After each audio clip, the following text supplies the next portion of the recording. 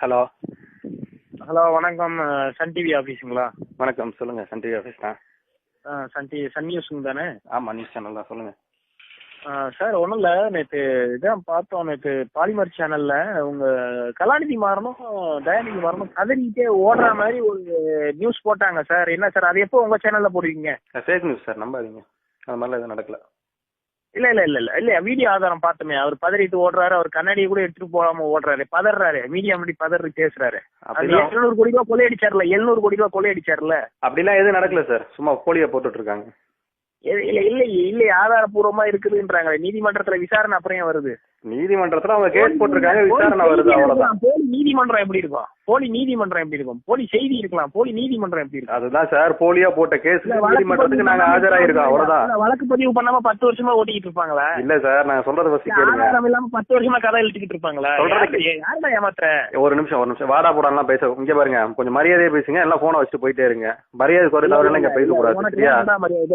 நான் என்ன கேக்குறேன்னா, இந்த நியூஸ் எப்ப போடுவேன்? நேத்து அவன் கோர்ட்டுக்கு போனானா இல்லையா கலாநிதி மாறனும்? எந்த நியூஸ்? அப்படிலாம் போட முடியாதுப்பா. எங்களுக்கு எந்த நியூஸ் போடணும், எந்த நியூஸ் போடக்கூடாதுன்னு எனக்கு தெரியும். நீ எனக்கு வந்து சொல்லித்தர வேணாம். உன் வேலை என்னமோ அதை பாரு, சரியா? 700 கோடி ரூபாய் கொள்ளை அடிச்சிருக்கான்ல. 700 கோடி ரூபாய் கொள்ளை அடிச்சதை நீ பாத்தியா? 700 கோடி ரூபாய் கொள்ளை அடிச்சதை நீ பாத்தியா? கேலாம் BSNL கேபிள் எடுத்து நீங்க உங்க இதுல சொருவிப்பீங்க, நாங்க பாட்டுக்கு சும்மா இருக்கணுமா? ஆமா, சொருவிப்போம். இப்ப என்ன பண்ணுங்கிறப்ப அதுக்கு? இப்ப என்ன பண்ண முடியும் உன்னால? இப்ப உன்னால என்ன? இல்ல 700 கோடி 7000 கோடி எவ்வளவு கோடி வேணா நாங்க கொள்ளடிப்போம். இப்ப என்ன பண்ண முடியும் உன்னால? என்ன பண்ணுங்கிற? இப்ப நான் என்ன கேக்குறேன்னா, நீ எவ்வளவு வேணாலும் கொள்ளையடி. என்ன நீ ஆல்ரெடி இப்ப சர்க்கார் படத்தை திருடுனீங்க, ஒரு அப்பாவி டைரக்டர் தின்னு பணத்தை கதையை திருடி பணம் எடுத்தீங்க, அவன் வயிற்றுல அடிச்சீங்க. அதுக்கு என்னப்ப அடுத்து வந்து இப்ப என்னது, அடுத்து ஒவ்வொருத்தன்ட்டா ஒவ்வொரு ப்ரொடியூசர்ட்டயா போய் அடிச்சு புடிங்கி படத்தை வாங்குறீங்க. அந்த நியூஸ் எல்லாம் போட மாட்டேங்கிறீங்க. டேய், உனக்கு என்னடா இப்ப வேணும்? நான் என்ன வேணா பண்ணுவேன், அதை கேட்க நீ யாருடா? நான் என்ன வேணா பண்ணுவேன், அதை கேட்க நீ யாருடா? என்னடா பண்ண முடியும் உன்னால? இவ்வளவு திமிரா பேசுறீங்களா? திமிரா அந்த நியூஸ் எல்லாம் போட முடியாதுடா. இப்ப என்னடா பண்ண முடியும் உன்னால? நீ ஏன்னா ஒரு சேனல் ஆரம்பிச்சு நீ போடுறா பாப்போம். ஆம்பளையா இருந்தா நீ ஒரு சேனல் ஆரம்பிச்சு போடுறா. நீ ஆம்பளை தானே? நீ ஆம்பளை தானே? டேய் நீ ஆம்பளை தான்டா. 1990 சேனல் ஆரம்பிச்சோம்டா. 25 வருஷமா நான் சேனல் நடத்திட்டு இருக்கேன், சரியா? 50க்கும் மேற்பட்ட சேனல் என்கிட்ட இருக்கு, ஓன் சேட்டலைட் இருக்கு. நீ ஆம்பளையா இருந்தா இந்த மாதிரி ஒரு நெட்வொர்க், நீ ஆம்பளையா இருந்தா இந்த மாதிரி நீ என்ன பண்ற? நடத்துற நீ அவனுக்கு விளக்கு பிடிக்கிறியா? நான் எதையோ பிடிக்கிறேன், அவன் பொண்டாட்டிக்கு பிடிக்கிறான், அவன் பொண்ணுக்கு பிடிக்கிறேன், எதையோ பிடிக்கிறேன், சரியா? இந்த மாதிரி ஒரு சேனலை உருவாக்குறா, நீ பாப்போம். அதுக்கப்புறம் நீ வந்து பேசுறா. நீ எல்லாம் ஒரு ஆளாடா எங்களுக்கு. இங்க பாரு சன் டிவி, சன் டிவில வாட்ச்மேன் மயிரை கூட உன்னால புடுங்க முடியாது. அது செக்யூரிட்டி நிக்கிறான் பாத்தியா சன் டவர்ஸ் வெளியே, அந்த வாட்ச்மேனுக்கு இருக்க மயிரை கூட உன்னால புடுங்க முடியாது. நீ எல்லாம் ஒரு ஆளு. 1 ரூபா போனை வச்சுக்கிட்டு இந்த 1.5 ரூபா போனை வச்சுக்கிட்டு அந்த நீ பேசிட்டு இருக்க பாத்தியா, இதெல்லாம் நாங்க போட்ட பிச்சை. இந்த நெட்வொர்க் எல்லாம் குறைச்சது எங்க கூட்டணியில இருந்தா ராசா குறைச்சாரு, தயாநிதி மாறன் தொலைத்தொடர்பு போய் அமைச்சரா இருக்கும்போது இந்த நெட்வொர்க் எல்லாம் பிச்சையா போட்டாரு, சரியா? சரி, கொஞ்சம் உங்களுக்கு எல்லாம் பிச்சையா போட்டாரு. அந்த பிச்சையில வாழ்ந்துட்டு இருக்க நாய், நீ எல்லாம் பேசுறதுக்கு தகுதியே கிடையாது உனக்கு. போட்ட பிச்சையில தான் நீங்க எல்லாம் இருக்கீங்க. 1.5 லட்சம் கோடி நீங்க கொள்ளையடிச்ச குடும்பம் தானே. இதெல்லாம் உங்களுக்கு சாதாரண 700 கோடி, அதனால போட மாட்டீங்க. நாங்க எத்தனையோ கோடி கொள்ளடியாம கொள்ளடிச்சே. நாங்க எத்தனை கோடி வேணா கொள்ளடிப்பேன். இங்க பாரு, சொல்றத கேளுடா. டேய், நான் எத்தனை கோடி வேணா கொள்ளடிப்பேன். உன்னால முடிஞ்சா நிரூபிச்சு காட்டு. அண்ணே ஆம்பளையா இருந்தா நிரூபிச்சு காட்டு. இல்லன்னா பொட்டத்தனமா இந்த போன்ல கத்துற வேலை வேணாம். பொட்டத்தனமா இல்ல இங்க வர்றா, பொட்டத்தனமா இந்த போன்ல கத்துற வேலை வேணாம். நீ ஆம்பளையா இருந்தா சன் டிவி டவர்ஸ் முன்னாடி வா, சன் டிவி ஆபீஸ் உள்ள வா, அப்புறம் நீ வெளியே போயான்னு பாப்போம். நான் ஒரு சாதாரண மனுஷன்.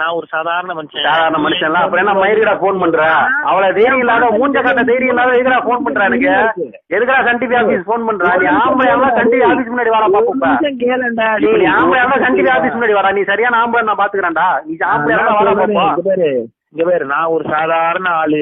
என் வரிப்பணத்துல நீ வாழ்ற, எனக்கு கேள்வி கேட்க உரிமை இருக்கு. வரிப்பணம் எனக்கு வேணா, நீ உன் வரிப்பணத்தை கட்டாது. அப்புறம் இல்ல, என் பணத்தை அரசாங்கம் போடுறது, நீ அரசாங்கத்துக்கு நீ கொள்ளை அடிக்கிறீங்க. நீ போய் அரசாங்கத்தை கேள்றா, அதை போய் அரசாங்கத்தை கேள்றா. ஏன்னா என்கிட்ட வந்து கேட்கறா, நாங்க இப்ப ஆட்சியிலே இல்லையடா. ஆட்சியில இல்லாமலே 200 கோடி ரூபாய் கொள்ளை அடிக்கிறீங்க. ஆட்சியில இருந்து 70,000 கோடி கொள்ளடிப்பேன். என்ன பண்ணுங்கிறப்ப எவ்வளவு வேணா கொள்ளடிப்பேன். 1 லட்சக்கணக்கில தான் கொள்ளடிப்பீங்க. லட்சம் கோடியில கொள்ளடிப்பீங்க. 1.5 லட்சம் கோடி கொள்ளடிச்சாங்களே கனிமொழி அம்மா, கனிமொழி அக்கா 1.5 லட்சம் கோடி கொள்ளடிச்சாங்களே. கனிமொழிக்கு சன் டிவி அந்த சம்பந்தம் இல்ல, லூசுத்தனமா பேசாத. ஒரே குடும்பம் தானே, கூட்டு குடும்பம் தானே, கூட்டு கலவாணி குடும்பம் தானே. சரி இப்ப என்ன பண்ணுங்கிற பாரு. தலைவன்ட்ட ஒன்னே ஒண்ணு சொல்லு, கலாநிதி மாறன் பேரு வைக்காம கலவாணி மாறன் வச்சுக்க சொல்லு. அதே போல இப்ப திருட்டு கேபிள் திமுக சொல்லு, திருட்டு கேபிள் திமுக நாங்க இப்ப ட்ரெண்டிங் ஆகும், நீ பாரு. அத மயிர கூட பாரி பண்ணிக்க, மயிர கூட முடுக்க முடியாது.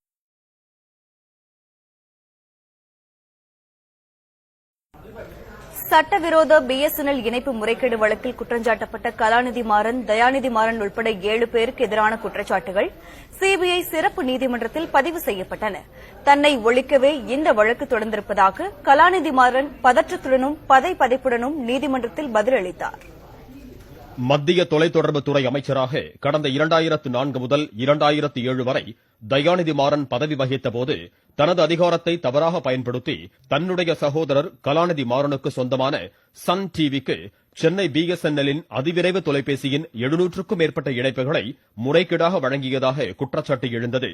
இந்த வழக்கு CBI சிறப்பு நீதிமன்ற நீதிபதி R. வசந்தி முன் புதன்கிழமை விசாரணைக்கு வந்தது. அப்போது கலாநிதி மாறன், தயாநிதி மாறன் உள்பட குற்றம் சாட்டப்பட்ட 7 பேரும் நேரில் ஆஜராகினர். வழக்கில் குற்றம் சாட்டப்பட்டுள்ள முதல் நபரான சென்னை BSNLின் பொது மேலாளராக இருந்த KB பிரம்மதத்தன் தமக்கு தனிப்பட்ட முறையில் எதுவும் தெரியாது என்றும் மத்திய தொலைத்தொடர்புத்துறை அமைச்சகத்திலிருந்து வந்த கடிதத்தின் அடிப்படையிலேயே இணைப்புகளை வழங்கியதாக கூறினார். இவரை தொடர்ந்து குற்றம் சாட்டப்பட்ட 2வது நபரான சென்னை BSNL நிறுவனத்தின் முன்னாள் துணை பொது மேலாளர் வேலுச்சாமி துறை ரீதியிலான அனுமதியை பெற்று தொலைபேசி இணைப்பு கொடுக்கப்பட்டதாகவும் தன்னிச்சையாக இந்த விவகாரத்தில் தாம் முடிவெடுக்கவில்லை என்றும் கூறினார். குற்றம் சாட்டப்பட்ட 3வது நபரான தயாநிதி மாறன் பதைபதைப்புடன் தனது பதிலை தொடங்கினார். அப்போது அதிவேக தொலைபேசி இணைப்புகளை தன் பணி நிமித்தமாக மட்டுமே பயன்படுத்தியதாகவும் இணைப்பை பெற தாம் தகுதியற்றவன் என்பதை நிரூபிக்க CBI எந்த சான்றையும் சமர்ப்பிக்கவில்லை என கூறியபோது பதற்றம் அடைந்தார். இந்த வழக்கில் குற்றம் சாட்டப்பட்டுள்ள 7வது நபரான சன் டிவி குழுமத்தின் தலைவர் கலாநிதி மாறன் தமக்கு எதிராக 6000 பக்கங்கள் அடங்கிய குற்றப்பத்திரிகையும் 120 சாட்சிகள் அளிக்கப்பட்டிருப்பதாகவும், ஆனால் தனது பெயரை ஒரு இடத்தில் கூட ஒருவரும் குறிப்பிடவில்லை என தமிழிலும் ஆங்கிலத்திலும் பதற்றத்தினால் ஏற்படும் தடுமாற்றத்துடன் கலாநிதி மாறன் தெரிவித்தார். 1990ஆம் ஆண்டிலிருந்து டிவி சேனல் நடத்தி வருவதாகவும், தனது தம்பி தயாநிதி மாறனுக்கு கொடுக்கப்பட்ட கனெக்ஷன்களை பெற்றுத்தான் டிவி நடத்த வேண்டும் என்ற அவசியம் தமக்கு இல்லை எனவும் மீண்டும் மீண்டும் தமிழிலும் ஆங்கிலத்திலும் கலாநிதி மாறன் கூறிக்கொண்டே இருந்தார். அப்போது தன்னுடைய மூக்கு கண்ணாடியை கழற்றி மேசை மீது கலாநிதி மாறன் வைத்தார். இதனை மறந்து குற்றப்பத்திரிகையை கண்ணாடி இல்லாமல் படிக்க முயன்று திணறி போனார். தன்னை ஒழிக்க வேண்டும், சன் டிவியின் பெயரை கெடுக்க வேண்டும் என இறுதி நேரத்தில் அவசரமாக தனது பெயரை குற்றப்பத்திரிகையில் சேர்த்திருப்பதாகவும் கலாநிதி மாறன் பதிலளித்த போது பதறினார்.